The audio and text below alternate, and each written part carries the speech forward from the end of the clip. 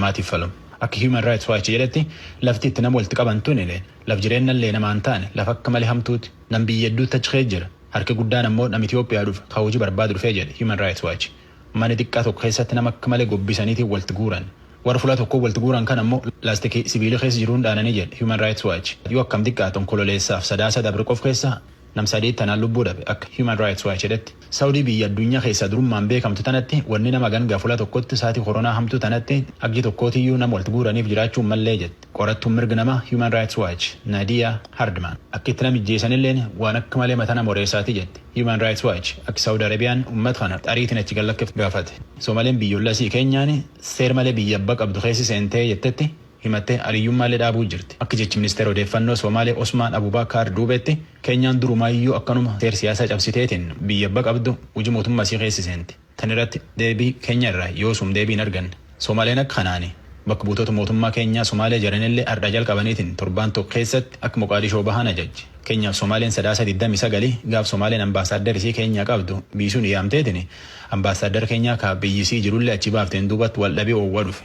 Somaaleen gaafasii keenyaan amala ammaattetti diiduma babaaftee hojii mootummaa keenyaa keessi seenti jetteetiin himatte. Keessattuyyuu hojii bulchaa naannoo Somaalee Ahmed Mohammed Islaam maqaa Ahmed Madoobeetiin beekani bulchaa naannoo Juubaa hojii isaa keessi seentee mudditee jettettiin himacha baate.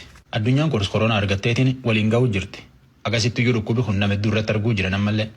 Afrikaa kibbaa keessatti marsaan lammeessoo dhufuu jira akka bulchooti jedhanitti. Biyya sanatti karaa dhukkuba kanaa bitootessi dabre nama irratti argan. Agasii asitti nama 800 fi 66 irratti argan. Akka Yuunivarsiitiin Ameerikaa Johns Hopkins gabaas baafteen jettetti nama 23 tanaan lubbuu dhabe. Pirezidaantiin Afrikaa kibbaa Cyril Ramaphosa akkana jedhee biyyatti himqalee. Koronaan ammallee marroo lammeessootiif deebi'ee dhufaa jenneetiin dubbachaa ba'an kaanii dhufuun isaa mirkana. Namu shakkuun malle. Akki dhukkubi kun torbaan lamaan dabre nama irratti arganiin iyyuu wal gargaarree walirra dhowwuu baannaan dhukkubi kun haga durii illee caalammaa ta'ee maa jedha. Tanumaaf Afrikaan kibbaa tanaafuu jetteetiin haroolee beennii baay'ee daawwatu cufatti. Manneen farsootii fi manneen namii baay'ee waari'ullee sa'aatii xixiqqeessiti. Haga wixataatii fi haga kamisa bana. Fuula hedduutu yam farsoo gurguruu yaayyuu dhowwan. Dhukkuba koronaa Afrikaatti argaan harki sadii keessa harki tokko Afrikaa kibbaa keessa. Biyya afaan Oromoo caqasuu jirtan. Ameerikaan hojjettoota fayyaa isiitii qorsi koronaa haaraa kalee jalqabdeetiin kennuufii jirti. Nami qara qorsi kana waraannate narsii New York nama warra akka lubbuu jiruun wallaanu. Sandra Lindsay jedhan ogeeyyota Ameerikaa akka warri afaan balaa jiru hojjettooti fayyaa qara qorsaan argatan gaafachaa bahan.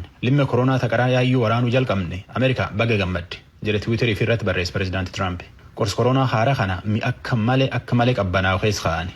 Digriin isaa negatiivii 70 dhiyaatu keessa kaa'uu malan akka inni akka dansaa hojjetu tolchuuf. Sanbata guddaa warshaa dhaab qorsa Pfizer ka Ameerikaa Kalamazoo Michigan jiru keessa fa'anitti geejjiba xuyyuuraa guuraniitiin biyyaan reebane godina Ameerikaa cufaan ga'an.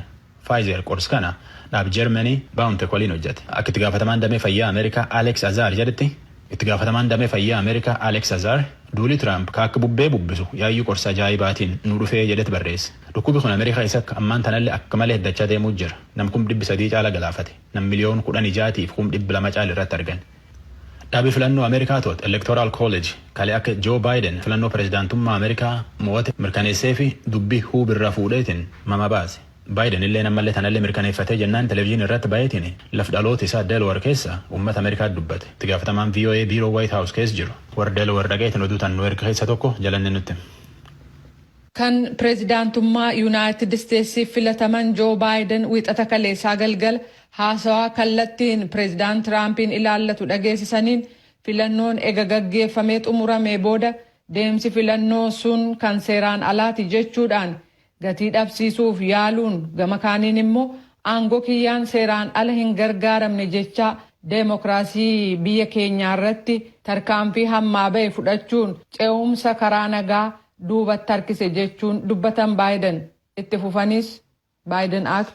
If anyone didn't know before, they know now. What beats deep in the hearts of the American people. Eenyuyyuu duraan hin beeku yoo ta'e amma garuu beeknee jirra. Kan onnee uummata Ameerikaa keessaa akka jabaan dhahataa jiru yoo jiraate deemokiraasiidha jedhan. Tiraamp injifatamuu isaanii fudhachuu diduun filannoon gaggeeffame kan shirri irratti hojjetame waan ta'eef jedhan ragaa tokko malee. Kanaafis Biden seeraan pireezidaantii filatame miti jedhu. Wixata kaleessaa bakka bu'oonni paartilee lameenii kutaa ofii keessatti nama pireezidaantii ta'uu qaba jedhaniif sagalee kennan. Biden sagalee barbaachisu 270 caalaa 306 argachuudhaan pireezidaantummaaf injifachuu isaanii kan mirkaneessan yoo ta'u pireezidaant Tiraamp immoo sagalee 232 qofa argatan. Pireezidaant Tiraampiif waltaatonni isaanii filannoo irratti shiratu hojjetame jechuudhaan himannaalee 50 caalaa kutaalee wal falmisiisoo ta'an keessatti bananii jiran. Amma garuu Baayiden injifachuun isaanii ifatti labsamee jira. Pireezidaantiin Raashiyaa Vilaadimir Puutin illee agumee eegee Joo Baayideniin bakka pireezidaantii Ameerikaa taatee gammaddee jedhetti erga gammachuu dhaameef. Puutin agi Joo Baayidenii filannoon tun akka inni mo'atu mirkaneessanii fi eegaa turee jedhu. Electoral College dhaabii filannoo Ameerikaa kunin duruyyuu muddee 14 keessa abbaa pireezidaantii Ameerikaa ta'eetiin filatame mirkaneessee waraqata ragaallee kennaaf. Ameerikaatti godinii cuftu bakka buutota uummataa kan Electoral College keessa hojjetan qaban. Jari kunin abbaa fedhi filata. Nam durseetiin 270 argatetti pireezidaantii ta'eetiin filatama. Akka pireezidaantii Raashiyaa Vilaadimir Puutin jedhetti Raashiyaa fi Yuunaayitid Isteets rakkoo hedduu faluu fi waliin hojjechuu danda'anii abdii qabnaa jedhaniitiin dubbate. Abbaan alangaa addaa Ameerikaa Wiiliyaam Baari kalee hojii irra bu'uuf himate. Nama kun torbaan dabre keessa filannoo Ameerikaa seer malee deemtee jedhanii haasaa ba'an ta'anii waan seer malee deemin hin argine jedhetti waan pireezidaantii Tiraamp jedheen irra goreetiin dubbii falmeetiin amma hojii irra buutti jira. Jechuun pireezidaantii Tiraamp waliin galle. Itti gaafatamaan guddaan kun Baari torbaan dhufu keessa hojii cuffitata. Kalee pireezidaantii Tiraampiin White House keessatti wal arganitti wal mari'atan. Marii suniin duubatti pireezidaantii Tiraamp Tiwiitar irratti barreesse Baar Kirismaasii yookaan ammoo guyyaa dhaloota gooftaa Yesuus Kiristootiin duratti hojii fixatee irra bu'aa jechuun dubbate. Tiraamp xalayaa Baar isaan galateeffate hojii irra bu'u maxxanse. Namis fuula bu'eetiin ammaan tan abbaa alangaa addaa Ameerikaa ta'eetiin hojjechuu jiru yeroof hojjetu Jeff Rosen. Ameerikaa dorgommii seneetii godini Joorjiyaa warri irratti wal dorgomu waan wal qixxee ta'ee fi amma jedhuftu keessa deebi'anii wal dorgomsiisuuf itti jiran. Paartii Ripaabilikaanii fi Demokiraat keessa abbaan achitti mo'ate seneetii Ameerikaa haga guddaan ganna lamaan dhufu keessatti harka deebifata. Namni dorgommii filannoo pireezidaantummaa Ameerikaa irratti filatamee labsanii fi Joo Baayiden Joorjiyaa dhaqetti warra paartii isaatii dorgomu jajjabeessa akkumatti baay'ee filatullee gaafata. Pireezidaantii Ameerikaa Doonaald Tiraamp fi taanaan isaalleen Maayik Peensilleen armaan duratti warra paartii isaanii keessa Ripaabilikaan keessa dorgomu dhaqetti akkumatti filatu gaafateetiin jajjabeessa bahe. Akka ammaan jiru kanatti warra paartii Ripaabilikaan keessaa dorgomuttu harka 50tiin dur jira. Warri paartii Demokiraat keessaa dorgomu ammoo harka 48tiin itti aana fulaan kanarra wal dorgomuu jiran tun Joorjiyaa Atlaantaa. Ameerikaatti namni seneetara Ameerikaa ta'uu danda'u nama ganni 30 yoo akkam xiqqaa ganni 9 duratti lammii Ameerikaa ta'ettu dorgomuu danda'a. Oduun ammaaf qabtanu.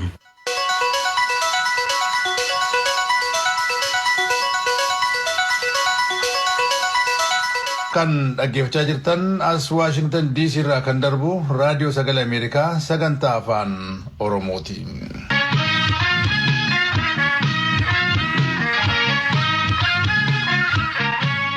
Paartiin biyya bulchaa jiru paartiin badhaadhinaa filannoon marsaa jaaffaa guutuu biyyaatti gaggeeffamuuf jiru qophii gaaf taasisaa fi jiraachuu ibsee jira. Paartiin badhaadhinaa ibsa tibbana paartiin KFO fi adda bilisummaa Oromoo filannoon gaggeeffamuuf nageenyi biyyattii tasgabbaa'uu qaba. Hooggantoonni fi miseensonni paartiilee siyaasaa morkattootaa hiikamuu qabu kan jedhanii fi waliigalteen biyyoolessaa jiraachuu qaba jedhan irrattis ibsa kenneera. Dr. Alamuu Simee paartii badhaadhinaatti itti gaafatamaa waldaalee siivikii fi dhimma paartii siyaasaa akka ibsanitti filannoo bara kanaa gaggeessuudhaaf haalli nageenyaa yeroo kanarraa fooyya'aadha jedhan Tsaayidaamtoo gabaasa ergite qabdi.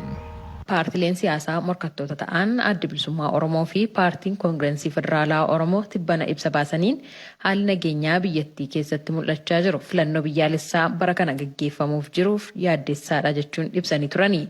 Paartiin biyya bulchaa jiru paartiin badhaadhinaa immoo gama isaatiin haalli nageenyaa biyyattii keessatti mul'achaa jiru yeroo kamirrayyuu amma fooyya'aadha filannoo wanti dhorku hin jiru jechuun ibseera. Dr. Alamuu Simee paartii badhaadhinaatti itti gaafatamaa waldaa siivikii fi dhimma paartilee siyaasaati.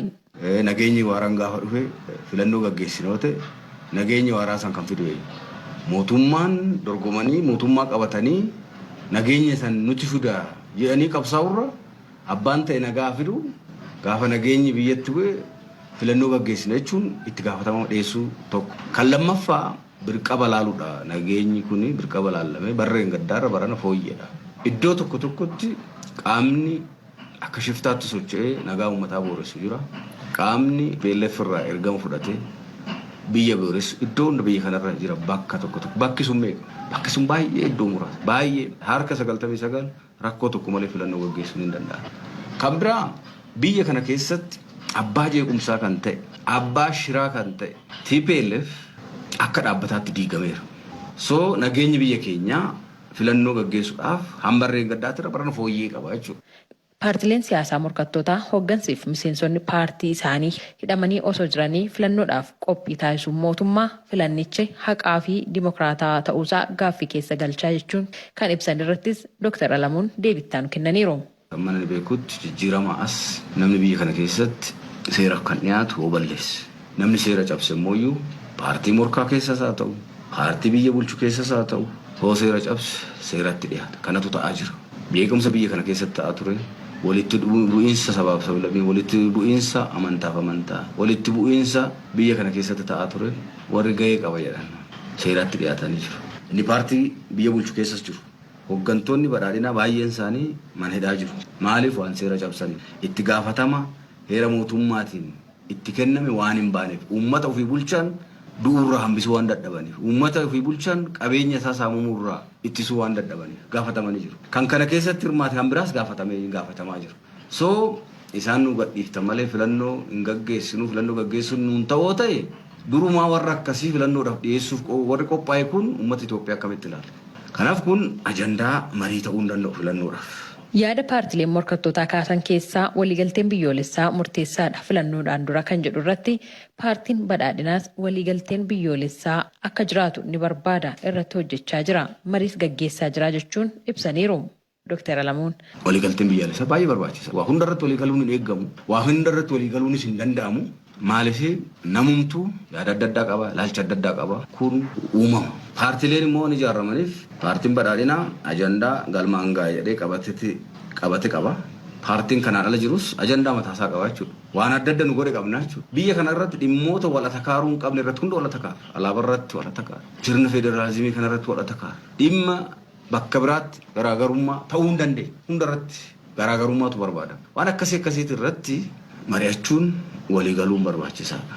Kan ammoo jalqabamee jira. Jijjiirama as waggaa 2 walakkaadha as seenaa Itoophiyaa keessatti hoogganaan biyyattii akka mootummaatti muummichi ministeeraa mataasaa dhimmoota gurguddaa biyya kanaa irratti mormitoota wajjin irra deddeebiidhaan mari'ateera. Kun seenaa Itoophiyaa keessatti mul'atee hin beeku. Muummichi ministeeraa paartilee siyaasaa biyya kana keessa jiran hooggantoota isaanii wajjin taa'ee dhimmoota gurguddaa irratti mootummaan ejjennoo fudhate.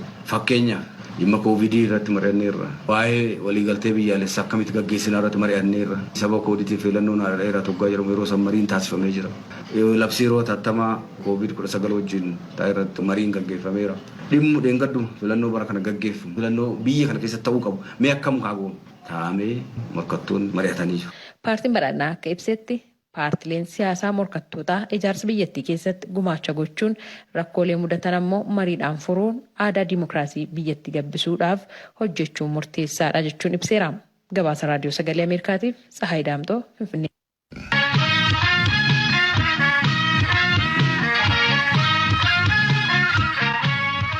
Kan dhaggeeffachaa jirtan as Waashingtan DC irraa Raadiyoo Sagalee Ameerikaa sagantaa afaan Oromooti. Raadiyoo keenya meetir baandii 22-25-31 irratti gama saatalaayit Naayil Saatii fi feesbuukii keenya irratti kallattiidhaan akkasumas karaa Ahaduu reediyootiin nu caqasuu dandeessu.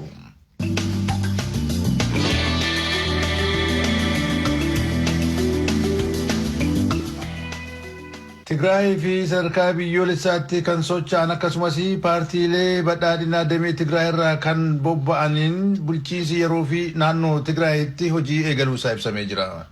Itti gaafatamaan paartii badhaadhinaa damee Tigraay Nabiyyuu Suul Mikaa'el akka jedhanitti guyyoota 40 addaan citee kan ture tajaajilli bilbilaa magaalaa Maqalee amma hojii eegaleera. Maatiin wal dubbisuu danda'eera. Barattoota yuunivarsiitii Maqalee haga tokkos dubbisuun danda'ameera jetti gabaastuun kutaa afaan Amaaraa Tsiyoon Girmaa tujubeetu dhiyeessa. Obbo Nabiyyuu Suul Mikaa'el itti gaafatamaa waajjira badhaadhinaa naannoo Tigraay raadiyoo sagalee Ameerikaaf ibsa kennanii jiru. Bulchiinsa haaraaf ijaarsa yeroo kan naannoo sanaa akkam akka ta'e qaama isa kam waliin qindoominaan hojii akka jalqaban ibsaniiru obbo Nabiyyuun. ጊዜያዊ አስተዳደር እንዲቋቋም የፈቀደው የፌዴሬሽን ምክር ቤት ነው። የፌዴሬሽን ምክር ቤት mana maree federeeshiniiti. Manni maree federeeshinii eeyyama erga kennee booda manni maree bakka bu'ootaa seera baase gara hojiitti akka seenamu godhee jira. Bulchiinsichi yeroos qajeelfama qopheessee qaamotii adda addaa hirmaachisee sochii jalqabuusaa hunduu quba qabna. Yeroo ammaas naannoo Tigraay adda addaa keessatti sochii jalqabuudhaan hojii tasgabbeessuuf mariisisuu hojjetaa. Uummatichis naaf ta'a ka jedhe hooggansa ofiisaa akka filatu gochuudhaan bifa kanaan caasaan bulchiinsa diigamee bulchiinsa yerootiin bakka buusuudhaan uummati akka hin rakkanne gochuuf tajaajila mootummaa biraa argatu akka hin dhabne gochaa jirra. Nutis akka paartii badhaadhinaatti keessatti hirmaataa jirra. Paartilee kabiroof qaama adda addaa hirmaachisuudhaan bu'aa gaariin argamaa jira jedhan.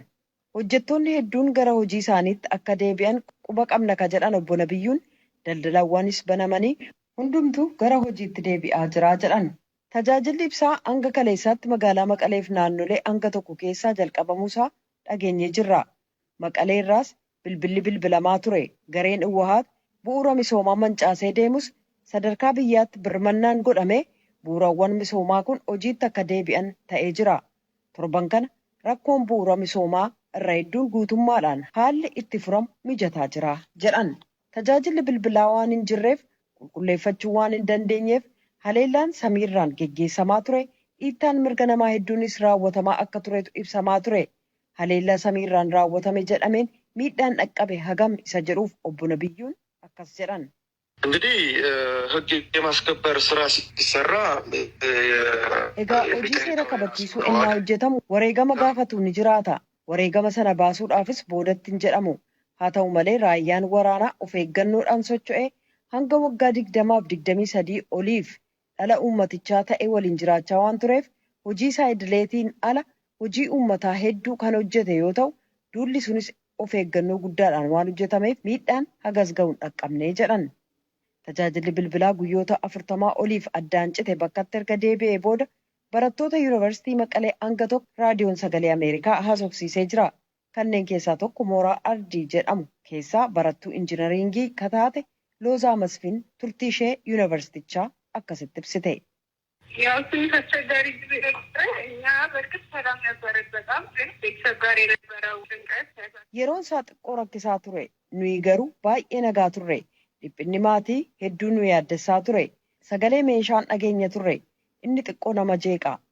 Kanarraan kan hafe uummaticha waliin haala baay'ee gaarii dabarsine. Amma guyyaa 2 dura tajaajilli bilbilaa banamee jennaan maatii waliin wal argineerraa jette. Haleellaan samiirraan magaalattii irratti geggeessamaa ture ka jedhu gabaasii dhagahamaa ture. Haleellaan akkasii raawwate yoo ta'e gaafatamtee Loozaan innaa deebistu haleellaa utuu hin ta'in sagalee jeettiiwwanii dhagahaa turre. Dhukaasa madfiifaa dhagahamaa ture jette. Rakkoon nyaataa isaan mudate yoo ta'e gaaffii gaafatamteef hojjettoonni waan hin jiraanneef ofii bilcheeffannee nyaachuurraan kan hafe rakkoon nyaataas bishaanis hin mudannee jette.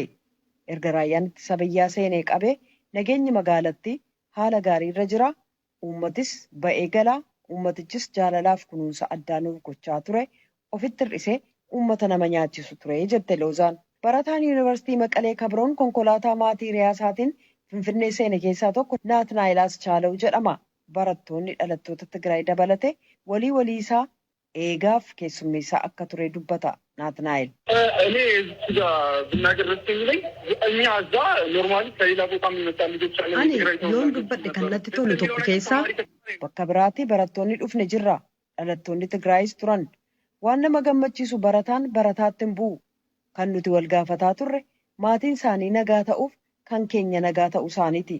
Fakkeenyaaf ijoolleen Tigraay nyaata nuu dhiyeessaa turani. Innaa magaalaatti baan uummata ofii isaatiiyyuu maallaqa hin qabne rakkataa jiru nu yaachisaa turan. Innumaayyuu daran akka walitti siqnuuf wal barru wal gargaarru nu godhe jedhe jechuudhaan Tsiyoon Girmaa gabaastee. Kan dhaggeeffachaa jirtan raadiyoo sagalee Ameerikaa sagantaa afaan Oromooti. Qophii itti ceena. Waa'ee uummata Oromoo kana beektuu laata?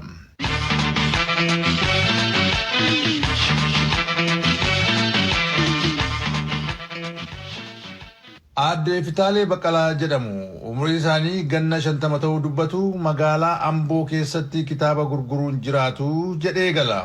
Naakoor Malkaa gabaasa nu ergeen. Bifa hojii kanaanis maatii 11 jiraachisaa jiru. Kitaaba gurguruun ijoollee ofii barsiisachuu irra darbee waan beektota waliin na oolchuu fi nan jaalladhaa ittiin jedhaniiru Aadde Fitaaleen gabaasaa keenya Naakoor Malkaatiin. Namni obbo Taakkalaa Guutuu jedhaman immoo kitaaba Aadde Fittaalee irraa bitaniin ijoollee isaanii keessaa kan amma digirii lammaffaa yookiin maastarsii ittiin barsiifatan akka jiranis ragaa ba'aniiru. Naakoor Markaa walumaa galatti guutuusaa Amboorraa nu ergeera waliin haa dhaggeeffannu. Aadde Fittaalee Baqqala jedhamu godina Shawaa Lixaa aanaa Amboo ganda Boojii Gabbisaa jedhamu keessatti dhalatanii guddachuu dubbatu. Barnoota isaanii hanga kutaa 8ffaatti barachuu dubbatanii jiru. Erga barnoota isaanii addaan kutanii boodas heerumanii ijoollee 9 horuu dubbatanii jiru. Aadde Fittaaleen umuriin isaanii 50 ga'us dubbatu. Yeroo ammaa kana magaalaa Amboo keessatti kitaaba gosa garaagaraa gurguruun akka jiraatan kan isaan dubbatan. Haala ittiin gara hojii kitaaba gurguruu kanaatti seenan yommuu ibsan akkas jedhanii jiru. Aadde Fittaaleen. Akkaataa nuti itti seenne abbaa warraa kootu jammare 48 jammare waan isitoonni isa qarqaaru abbaa warraa koo bakka biraa hojii deeme amma kunoo kitaaba kana keessatti namni xaqqamamaa jira anis isaan jiraachaa jira. Kitaaba meeqa fa'aa gurgurtanii ooltu gosa kitaaba kamii immoo qabdu? Gaafa gizeen gaarii ta'e Matsaafa 20 gurgurree oolla. Matsaafni isaas matsaafni seenaa jira. Gaayidaansiin kan ijoollees jira. Kan ijoollee qajeelchu. Kan daldalaan ittiin jiraatu jira. Kan mangista sarraatanyaan ittiin fayyadamu jira. Kan akka seeraa jira. Wanti garaagaraa hundi isaayyuu jira. Matsaafa wanti nama kisaaraa hin qabne matsaafa. Salbaajii nama bada hin ciccita. Qaardaaba. Matsaafni gizee hundumaa bakka qabaannaan faayidaa qaba. Baay'ee seenatti tola. Kitaaba dubbistu ijoolleen keessan mana keessaa akka isaan kitaaba dubbisan hin jajjabeessitu? Ijoolleen koo baratoota. Mucaan koo baranoo tole yuunivarsiitii galti. Isaan kaan immoo 9 jira, 7 jira, 5 jira. Hin jira hundumaa walumatti fufee jira. Hin dubbisu baay'ee isaan dubbisu. Anis nan dubbisa. Yeroo baay'ee namoonni kitaaba gosa kamiin isin gaafatume? Saayikooloojii, seera, siyaasa. Wanti Amboo kana keessatti matsaafni ana bira jiraachuu danda'a. Yeroo yeroodhaan ana kitaaba keenya finna. Eessa immoo bitti? Caalatti, Markaatoo, Laga'aa, akkas Shiroo Meedaa, Aroogee Taraa dhaqnee hin finna. Yeroo baay'ee eenyu kan kitaaba isinirraa bitu? Dhiirota moo dubartoota? Dhiironnis, dubartoonnis, ijoollonnis. Jaarsi umuriin isaanii waggaa 80 matsaafa nan jaaladha kan jedhu baay'eetu jira. Xinnaa guddaan qabu kan immoo yaa'u barateetuma haala jiru keessatti rakkatus hin jira. Warra beekan warra boruuf galma isaanii iddoo gahan kaayyoo isaanii beekan faana mihoorota faana oola. Mee namoonni maal isiniin jedhu? Namoonni nan argan baay'een isaanii gammadu. Baay'een isaanii jabaa magaalaa si gargaaruu qabu jedhu afaaniin. Maali? Kana otoo guddisanii otoo bal'isanii hin jedhu komantii baay'ee kennu garuu kan kana raawwatee hin jiru. Keessaas immoo kan jibbu baay'eetu jira. Jireenya kana keessatti wanta baay'ee rakkisaatu jira. Baay'inaan immoo matsaafa baay'ee namni hin jaalata. Garuu ani bakka argachuu hin dandeenye ittis dhiyaadhee innaan gaafadhu bakkinaaf mijatee naa kenname hin jiru. Fakkeenyaaf eenyuufaa gaafattan deebii akkamii isinii kennan? Katamaa magaalaadhuma kantiibaa keessatti ammannaan dhaqu rakkina baay'ee sibsabaatu jira naan jedhu achuma gaheetan bakka otoo waa tokko otoo furmaanni hin argamiin nan deebi'a ammas otoo na gargaarani baay'isee wanti isaan gaafachuu barbaadu mayyuu saba koo uummata koo baay'isanii ani isaanin jaaladha isaanis akka jaalatan matsaafa kana nan beeka ana hoo jaalachuu baatan matsaafa kana sirriitti jaalatan haa ta'ullee malee matsaafa immoo jaalannaan dhaloonni lafaa bahu sammuun ala namaa hundumaa caalatti matsaafa kan akka matsaafaa nama fayyadu jiru ana amma matsaafa kana birannaan dhufu nan gammada mana kootti gammachuu dhabuu dhiisuu danda'a ginaa ta'u malee bakka matsaafa koon dhufu natti tola argadheen gala ijoollee kootti daabboo biteen gala oombeelee ittiin nyaadha namoonni gaarii dhufanii na bukkee dhaabbatu haizoo jedhanii jabaadhu atiin akkana miti dubartoota keessaa atiin kan argamu keetti baay'ee nu gammachiisa jedhee namni na jajjabeessa haa ta'u malee otoo kana qaamni kana fakkaatu magaala kana otoo bakka xiqqoo waan isaan hin goddaane oo danda'an kan akka konteenerii tankasaa qaashiidhaan bakka naa kennanii otoon ijoollee koo guddifadhee otoon biyya koos tajaajilee baay'ee hawwii qaba. Rakkoon isin mudataa jiru maali? Bakka amma matsaafa kana gubbaa irratti baay'ee miidhaa guddaan irratti dhaga'ame kana duratti na saamanii narraa fudhatanii immoo shumafti sana naan gurgurachuu dhaqu sharaa isaarraa fudhatanii bokkaa reebsisanii baay'ee boo'een natti dhaga'ame garuu waaqayyotti immoo haa tolu irshoodhuma siin of harkaa qabu wanta matsaafni mana jirtutti daddabalee aduudha hawwaara matsaafni kun qilleensiin battana ani umni koo gaawutoo aduu ta'uu baate otoo ba'aa ta'uu baate otoo waan bakka teessoo wayii qabaadheeti ganama barii sa'aatii tokko kaasee amma 12tti matsaafni kun hin barbaadame dhugaadha. Bakka nanitti hojjedhu amma bakka boruu iyyuutti baasu daandiin kun hawwaaraaf aduudhaan ija qotamaa jiru sibiila kana iddoon keeyyadhu yaa hin qabneef matsaafni kun immoo kumtaala 20 ol ta'a. Maali yaadi keessan fuulduraa? Ani waan biraayyuu hojjedhu amma ilata mootii koo amma umuriin koo jiraatetti matsaafa kanatti babal'iseen ijoollee kootiif seenaan akka mul'atu akka matsaafni seenaa guddaa dabarsa. Qarooma dhala namaati. Haa jedhee isa jammaraati. Otoo namni baratee dubbisuu baatee qarooma hin qabu. Namni immoo barachuu barbaadu matsaafa isa barbaachisa. Matsaafni kun immoo seenaa guddaa hojjeta. Dubbisan malee immoo waa tokko barachuu hin dandeessu. Barattee galma ga'uun immoo dubbisuu si barbaachisa. Kanaaf ijoollee kootiif hin dandabarsa. Saba koo akkan tajaajilu dhuma nan qaba. Maamiloota Aadde Fittaalee keessaa obbo Taakkala Guutuu isaan tokko. Cimina Aadde Fittaalee ilaalchisees akkas jedhan. Ijoolleen barsiifadhaa waan ta'u kana biti jettii kun akkuma amma argite gaayidii isaa ta'u tekstii isaa ta'u gargar baastee akka barsiisaa tokkotti nu barsiisti dubartiin kun. Garsheen nufi immoo barumsa nurraa argadhaa aduu keessa dadhaben jettu nu ibsitee akka abbaa fakkaadhaatti ijoollee keenya to'attee barana meeqatti sii darban jettee mooraalii keenya eegdeet ijoollee keenyas nu gorsitee nu jajjabeessitee ijoolluun ta'ama ishii bira dhaqneedhu. Haadha ijoollee keenyaati jechaadha. Kutaa tokko kaasee ishee hangafaas ishumarraa eegalee amma yuunivarsiitii qaqqabdutti gorsuma ishiitiif gargaarsa ishiitiin ishiin guddoon barana maastarsii ishii fudhatte digirii ishii xumurte shumarraan kaase iddoo biraatii bitee hin beeku. Maaliif mana kitaabaa jira amboo yoo naqee gatiin isaa waddada. Aadde Fittaaleen bakka mijataa gurgurtaa kitaabaaf ta'u gaafachuun wal qabatee dhimma kanaan wal qabatee deebii kennuu danda'u jennee kayyaan itti gaafatamtoota bulchiinsa magaalaa Amboorraa deebii argachuudhaaf yaaliin goone hin milkoofne. Raadiyoo Sagalee Ameerikaaf Naakoor Malkaa Amboorraa. Egaan raadiyoon Sagalee Ameerikaa galgala keessaa sa'a 2 jalqabee haga sa'a 3tti meetir baandii 22 yookiin kiiloo heerzii 13,765 meetir baandii 25 yookiin kiiloo heerzii 12,040 meetir baandii 31 yookiin immoo kiiloo heerzii 12,485 irratti wixataa haga jimaataatti qophii isaa walakkaa afaan Oromootiin dabarsu asirratti raawwata. Boru walitti deebinaa. Dhaggeeffattoonni keenya kutaa addunyaa gama lixaa jirtan oolmaa gaarii uummati keenya biyya jirtan immoo nagaan nu bulaa afaan Amaaratu ittaana. Shamarran kan kee hoggaamna deeman sabbataa qarmaa gumee kaayyatan. Shamarran kan kee hoggaamna deeman sabbataa qarmaa gumee kaayyatan.